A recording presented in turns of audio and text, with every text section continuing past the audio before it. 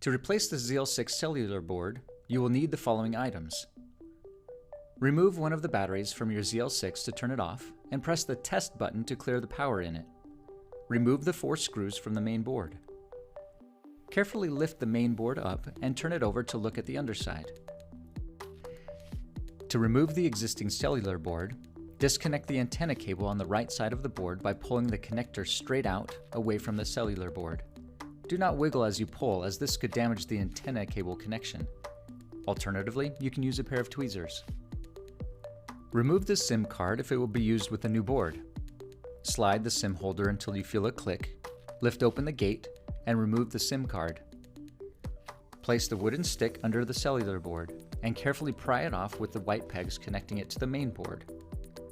Lift it by the outer edges off of the remaining 2 pegs. To insert the new cellular board, set the new cellular board on the main board and line the corner holes up with the 3 white pegs. Align the 24-pin connector to make sure none of the pins are bent. Press straight down on the board until you hear all 3 pegs click into place. Push the antenna cable into the receptor on the right side of the board until you hear a click. Insert the original or replacement SIM into the SIM holder on the new cellular board. Make sure the holder locks into place by sliding the holder to the right and you feel a click. To return the main board to the original position, carefully turn the main board back over and return it to the case. Replace the screws. Replace the battery.